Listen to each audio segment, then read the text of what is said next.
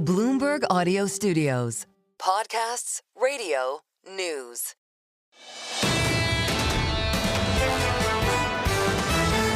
This is the Bloomberg Surveillance Podcast. Catch us live weekdays at 7 a.m. Eastern on Apple CarPlay or Android Auto with the Bloomberg Business app. Listen on demand wherever you get your podcasts or watch us live on YouTube. Claudia Sahm with us right now, and the squishing of the numbers. Claudia, are they squishy now because of the pandemic or because of immigration trends? Or do we just need to get used to this at the turn of the year?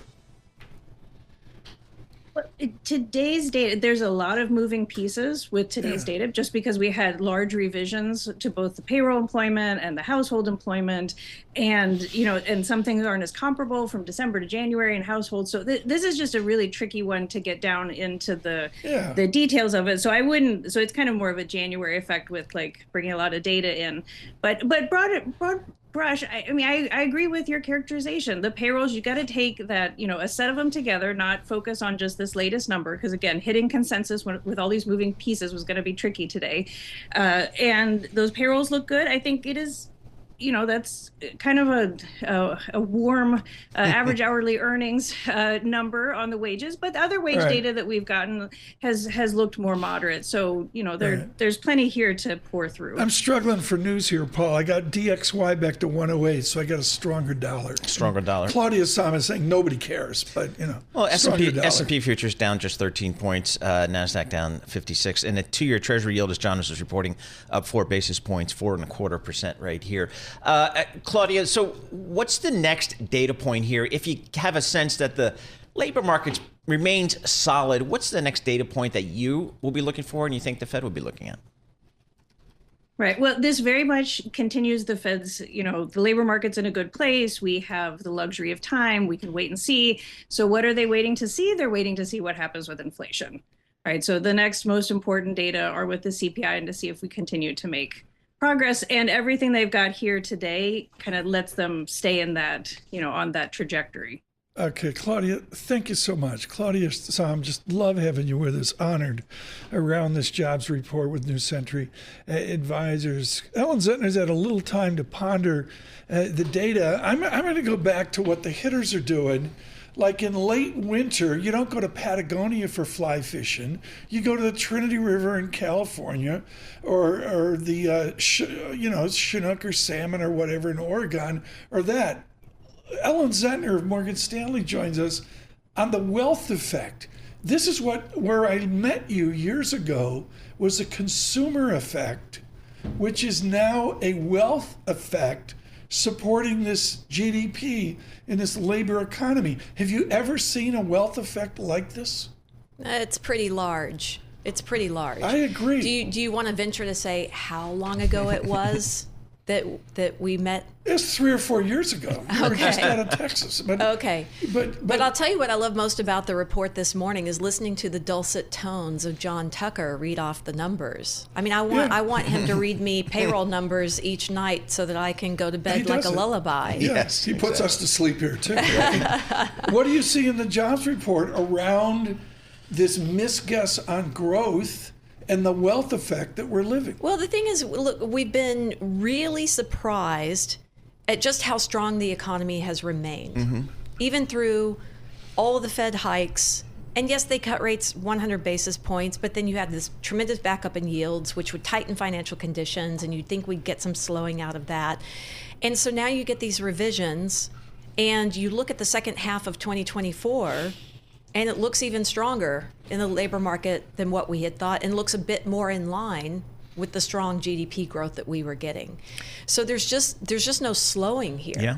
And, I have to give props to my former team, the U.S. economics team at Morgan Stanley Research, because they had 140 on payrolls. Now, if they were way off, I wouldn't mention that. Of course. But they had 140 because of wildfires, and you could definitely... Because they moved you over to Lisa. I mean, you would have been at a higher number. I'm kidding. Oh, I'm sure I would have been way off. Thanks, Tom. But these numbers even have the weather effects in there. I mean, you can look at the number of people that were the fire. And so you look at the number of people that were not at work due to natural disaster, weather, that sort of thing, and it was outsized. So you know that this would have been a stronger number without it.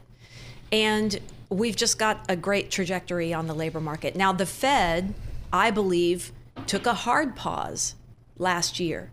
They used boilerplate language that was basically, we'll let you know when we're going to move again. And clearly there's no consensus on the Fed to do anything but sit here.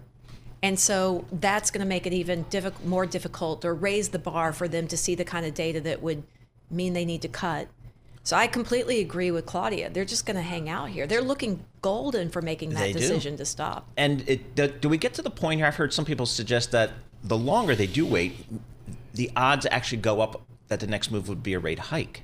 Are you in that camp? Or I have a hard time thinking about hiking rates. Well, but there's odds on it. I don't know that they're very high. Right. But, think about back in the mid-90s, we had a mid-cycle growth correction, and the Fed cut rates and then held steady. At that time, about 75 basis point cut in rates. We cut rates 100 basis points this time. Then they held steady. The economy started to strengthen again, and rates increased again at some point, right?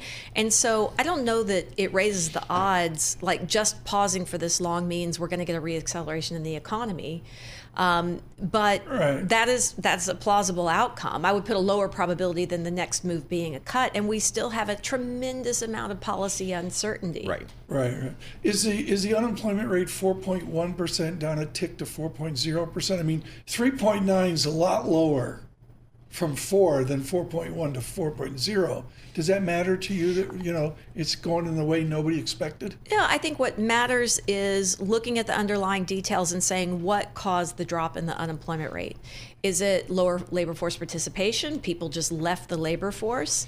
Is it because more people joined and were able to find jobs, right? So that comes down to that household employment report. And a lot of deeper data. Yeah, a lot of deeper data. The unemployment rate's one of the hardest things to parse. It takes a lot of time because there's a lot of undercurrents in what drives it. I want to go back to wealth effect because this is something, the American consumer, folks, is what Ellen Zenter knows. For those of you on YouTube and across this nation in your community, Ellen Zenter, Morgan Stanley with us right now. Kristina Campmany scheduled to be with us. Thrilled to have Rebecca Patterson with us as well. But right now, Zenter of Thematic Macro Investing at Morgan Stanley.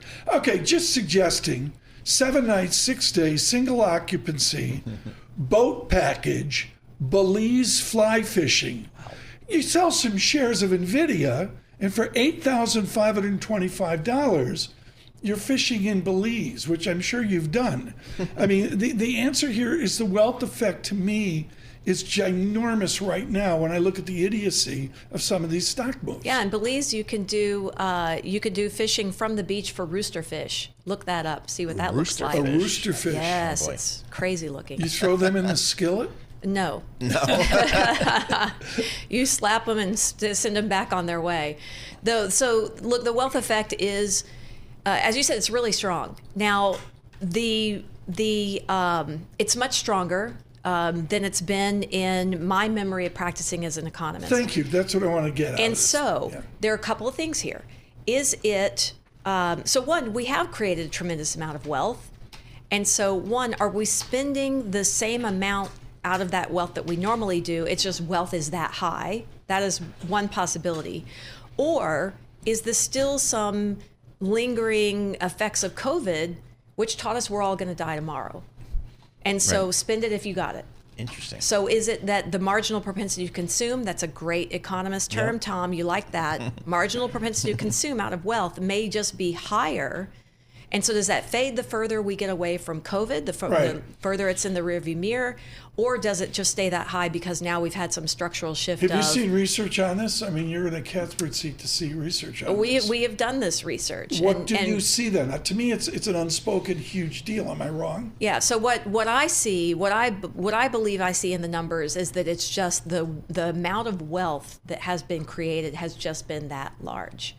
I think that we're in the midst of seeing, the data is quite lagged on this, that the marginal propensity to consume out of wealth is returning back to normal, but that the wealth we've created is just that high. Yeah, it's just, and it kind of goes back to that issue in this U.S. consumer. If this consumer owns assets, stocks, bonds, real estate, feeling very good about the world. Yeah, and think if about, you don't, that inflation kick has been even more pronounced for those that don't. Exactly. And look, we're a services economy. 60% Yep. of all spending is services. So you slap tariffs on goods, and you're going to deepen that trend that goods spending has been slowing and that services spending has been taking share. And we're going to still go out and spend on all the services we can. So how do you think about over there, Morgan Stanley, this whole tariff discussion over the last couple of months? So I think it creates an extremely uncertain backdrop. We are just starting to see a lot of the business surveys show sentiment damage from the uncertainty around tariffs. It's awfully hard to make business decisions in this environment.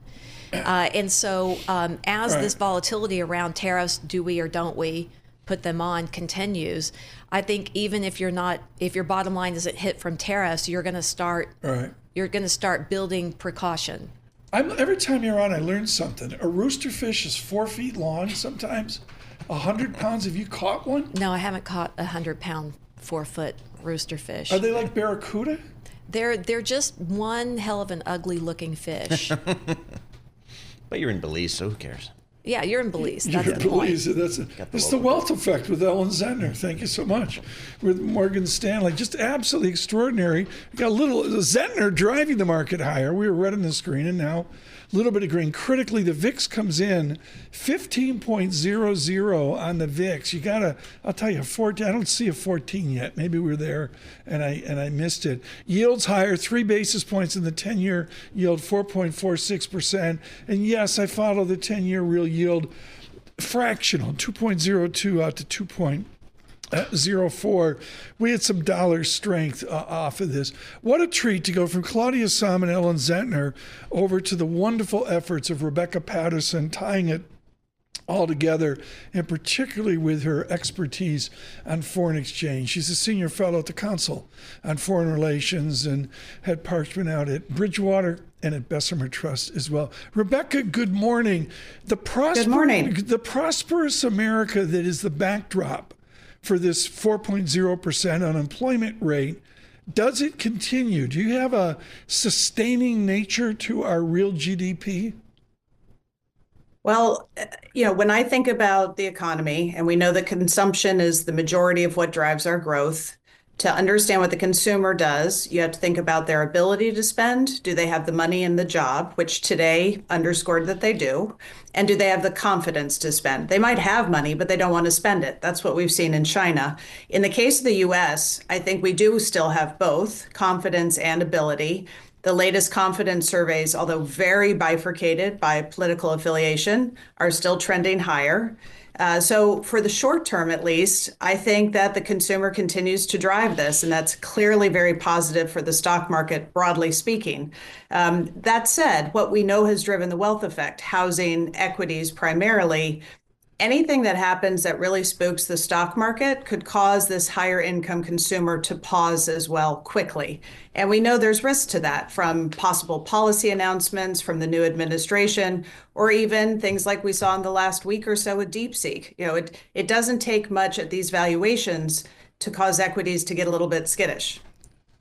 So, Rebecca, if you step back here and think about it, put the jobs number in context with what we're seeing from some of the policy decisions of this Trump administration. The economy right now is in pretty good shape as it relates to the labor market, inflation. Yet the talk about tariffs continues to be an uncertainty. And what do you make of some of the economic policies and rhetoric we're hearing out of Washington? Well, there's 4 that I think we're all focused on in terms of the economy and markets, and that is trade, taxes, immigration, regulation. And at the end of the day, what happens to these markets and to our economy will depend on the timing of those and the magnitude.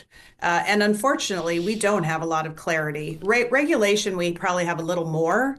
I think that will be coming, deregulation. But the problem with it is it doesn't happen overnight. There is a process that this administration will have to follow, and it'll take a couple of quarters to actually be felt in the economy. On immigration, we know the trend. But we don't know the magnitude, and the magnitude will matter for the labor force and for wages. Trade, I mean, again, I don't know. No one knows. My gut is we are going to see more tariffs, and it's a matter of time. I think once we get those April reports back to the president's desk, that'll give him the green light to take his next step on tariffs. And I would expect we will see tariffs on Europe, and very likely some more on China. Canada, Mexico, we'll see. T-Live, the Bloomberg Terminal folks has great analysis leading the charge today. Enda Curran, Chris Ansey as well, in Ira Jersey helping out on the unemployment report.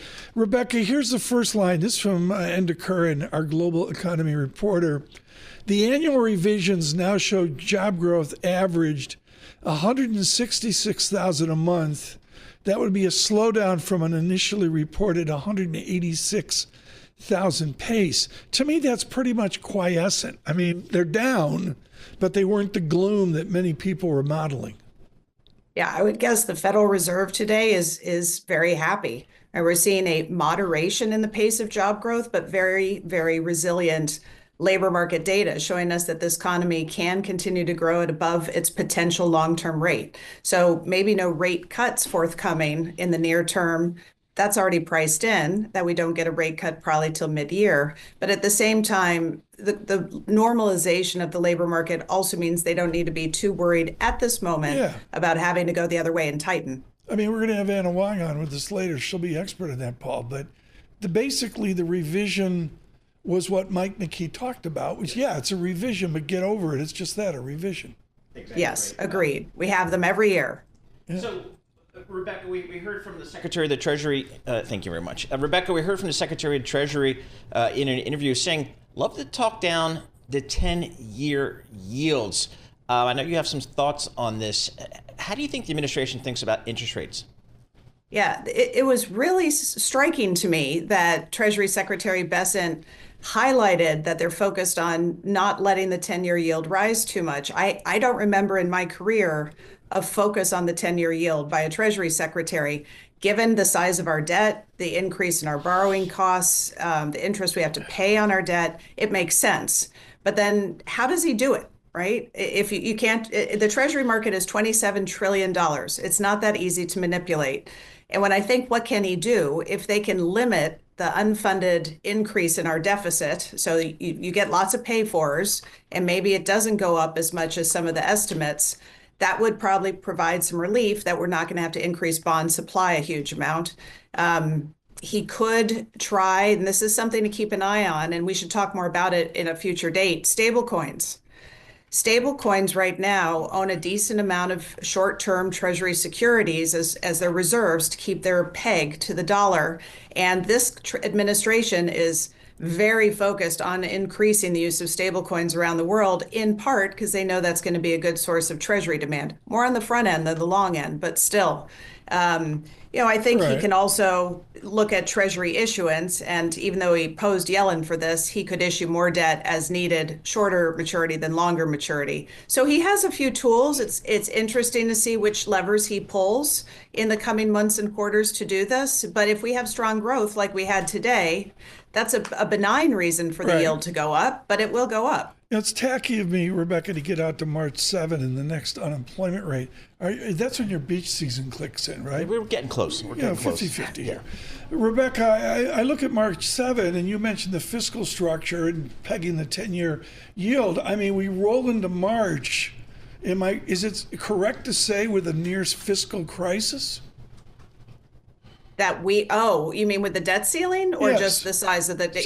Just as general for our listeners and YouTube viewers, the bottom line is we get out 30 days and it's a whole new world after all of fiscal stress. Yeah, I mean, we are facing some major debt-related fiscal challenges this year. We're going to have to see an increase or an abolition of the debt ceiling that's being discussed in Congress. I think we will get through that. I'm not sure which path they'll take, but I don't think we're going to have a crisis this time with a Republican-controlled Congress. What's more important to me is how the reconciliation goes for the budget that they're going to try to pass this year. They have to pass this year. What kind of shenanigans are used to make the math look better?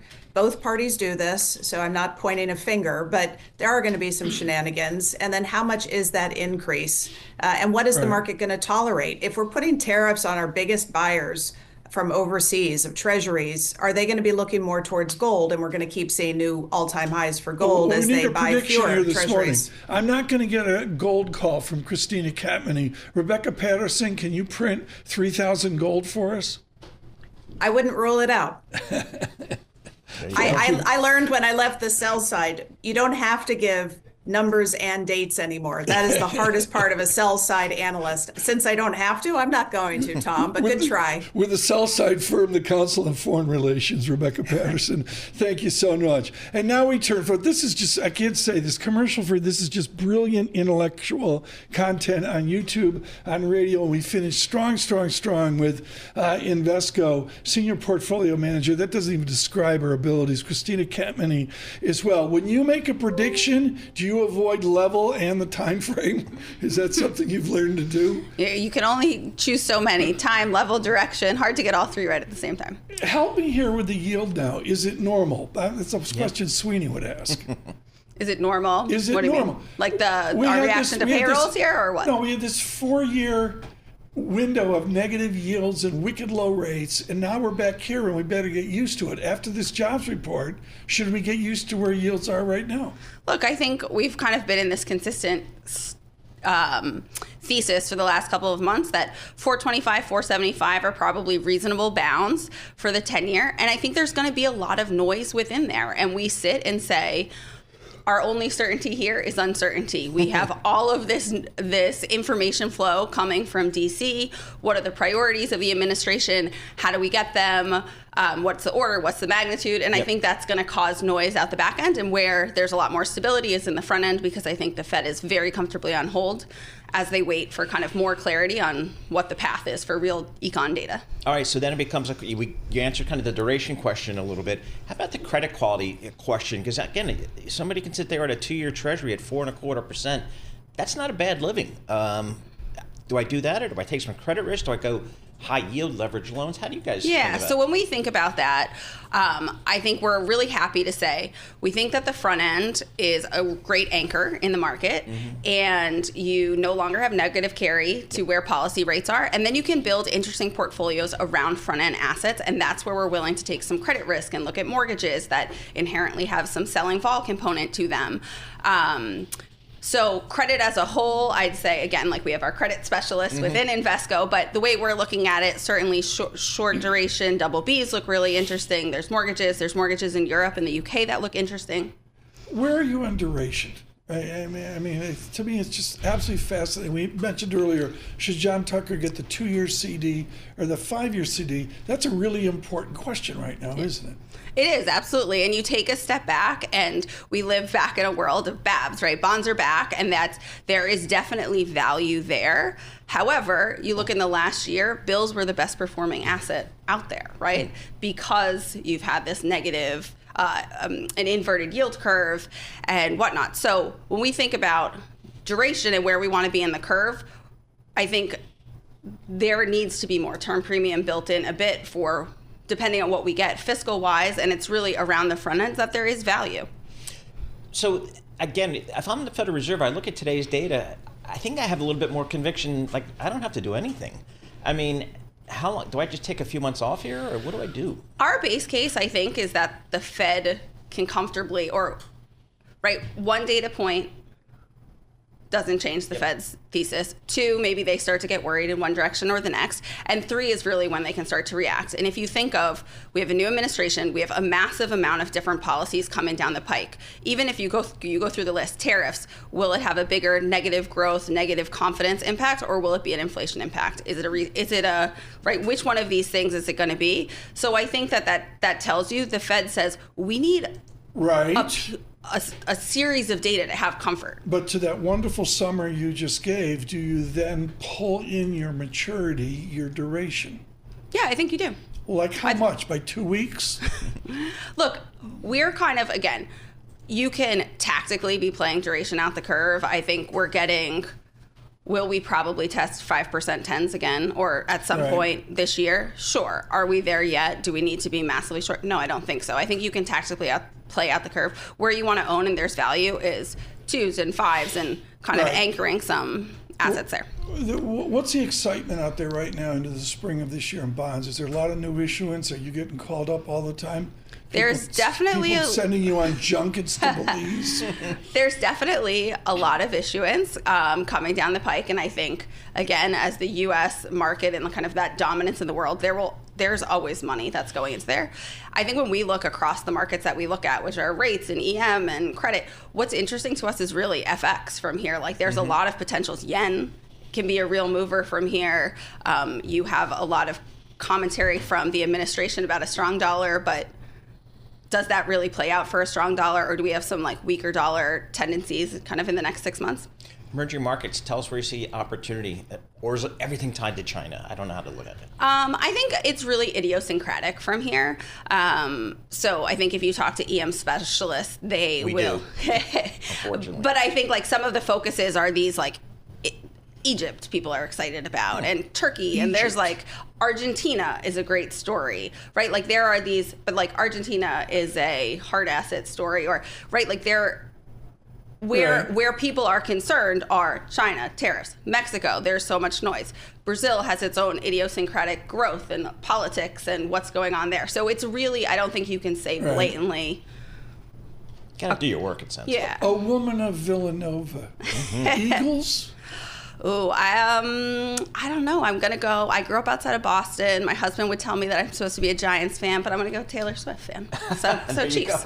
We played Taylor the That's last the time. power. Is that okay? The power. Yes. So That's a great call. Kristina Campmany's how they get to 155 million. Exactly. Thank you. Just always brilliant to have Claudia, Sahm, Ellen Zenter, Rebecca Patterson, Solid. and Kristina. Just incredible set of academics there to get you through this jobs day.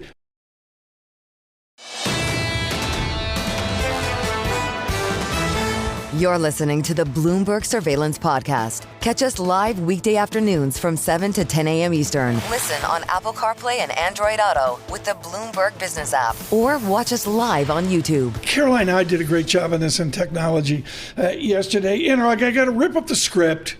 Forget about Amazon. I got to go to the headline. Tech giant Workday lays off 1,750 employees and shift to AI. Is this Paul Sweeney and Tom Keene and John Tucker's future? No, not at all. I know Workday has laid off some people, but I don't think it has to do with AI. The really what happening is when you look at most companies, the headcount growth on the white collar area is not as much. So what's happening is for Workday, the seat count growth is not getting there. But that doesn't mean that they're not growing. They're still going to grow subscription sales north of 15%. So one of the things the company did last year was change their focus to talk about 17, 18% growth rate on the top line to around 15% with a lot of margin expansion. So what you're seeing right now is, basically they are giving margin back to the investors. So Amazon last night, Anurag, it kind of sounds a little bit similar to Microsoft saying that they can't keep up with the demand for their AI products. Can you explain what we're seeing in the industry? What are the constraints?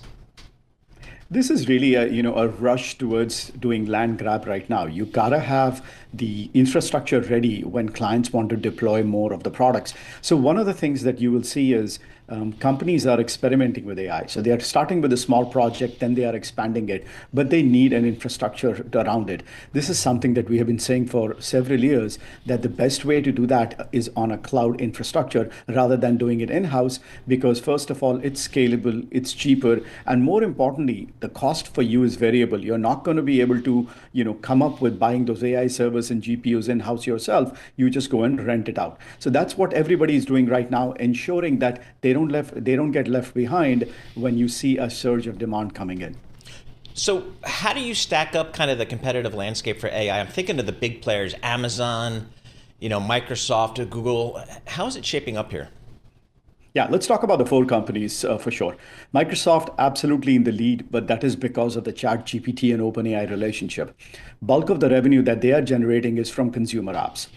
For the other three companies, which is Google, Amazon, and even Meta, they don't have consumers app that they can monetize that way. Meta actually doesn't even have a cloud business, so we don't know how they're going to monetize it. So let's look at Google and Amazon. Bulk of their AI revenue is going to come from enterprises, and enterprises are slow in embracing it. And even if they have created an application, the contribution to the bottom line of cloud is very small compared to a consumer app. So all three are working with enterprises. Microsoft has the luxury of getting all the tokens when you are searching on ChatGPT on your phone. On this Jobs Day, commercial free within this half hour. We'll do the same at 8:30 as well. Michael McKee scheduled to be with us on the confusion of the revisions. Michael Barr will darken the door. And also a bit of the Secretary of Treasury conversation from yesterday. Right now we do better with Anurag Rana of Bloomberg Intelligence. Anurag, if you need to do a log linear extrapolation of the Anurag Rana world down the income statement, which line correlates most with your future guess of what these AI giants will do? Is it operating income? Is it EBITDA? Is it free cash flow? Or is it just simply revenues? Yeah, so this 2025 is going to be a year of capital expenditure and margin compression. When you look at somebody like an AWS, for example, they improved their margins in 2024 by 10 percentage points. So in 23, the operating margin was 27%, and in 24, it was 37%. That's a big jump for AWS. And now next year, we think it's going to compress at least by 100 to 200 basis points, if not more, because of the investments. Longer term, this is one of the most amazing business models of all times. You can see margins north of 40%, but for at least for the near term, we're going to see compression. So that's the most important KPI right now. In terms of the cloud growth rate, as supply comes into online, we should see cloud growth rate improve, but most likely in the second half of this year. Hey, Anurag, one of the, themes of the last quarter or so is these big tech companies just ramping up their CapEx like materially, not just $1 billion here or $1 billion there, but tens of billions. Do we like that? See, again, depends on your time horizon. If you're going to trade till the Super Bowl, but perhaps not. But when you think about these business model in the long run, you really are creating such a massive moat around these businesses with high fixed costs right now. But at the end of the day, these have very strong unit economics that once you get up to scale, you will see a lot of that fall to the bottom line. And that creates a bigger barrier for somebody to break into this market. The thing about Anurag Rana, it's great. I mean, you look at his energy, you look at all that's going on out there. The whole slang thing that Lisa's talking about. I mean, he's high energy. I mean, he's like, there's like slang within tech for these people that are high strung and wound up and all that. That's Anurag Rana. Anurag, thank you. I learned a lot there. Really, really, really good. Appreciate it. Anurag Rana on the cloud with Bloomberg Intelligence.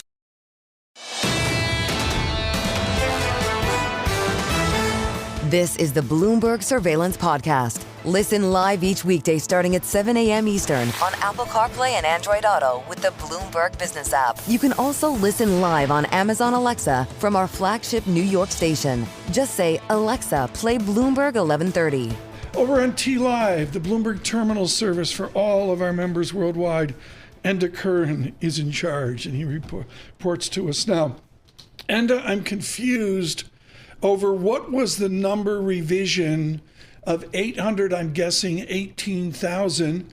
I believe Kevin Hassett just told John Farrow it was 1 million. What was the revision statistic? Do we know? Well, the one that we're running with, Tom, is that the revisions show the jobs market averaged about 160,000 jobs a month last year, which is below the initially reported 186,000. So that's the number that we're running with. And I did hear Mr. Hassett make the point. It was he's counted up to, I think he said 1 million odd. But so you can look at this two ways. Of course, the President Trump's administration are saying this makes the point that the jobs market was weaker than it looked, and clearly it was. It's a downward revision, but of course there are others who are saying the revision it wasn't as material as expected, and it still shows overall the jobs market has held up okay. Right. How important, getting to March 7th, is the fiscal state of Enda Curran's Washington? We've had a bit of chaos here, or I should say a lack of clarity or noise in this January report.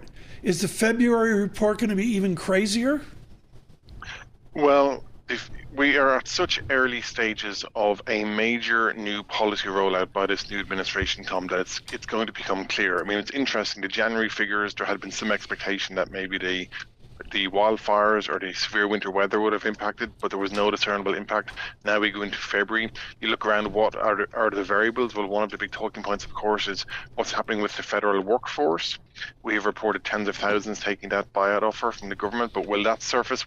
When will that surface, and in which month of the data, for example? So, I think for now, the jobs data is probably, as you were, it'll carry on its particular path, subject to what's going on in the economy. But when these big policy changes start to impact one way or another, that's probably going to take time. I mean, think about it. There's deportation, there is the trade and tariffs policy, and then there is the what's happening with the public workforce. President Trump's team will say that will drive investment. You just heard Mr. Hassett make the same point. It will drive investment and create jobs. Some economists are more cautious on the outcome, so it'll take a few months to become clear, I think.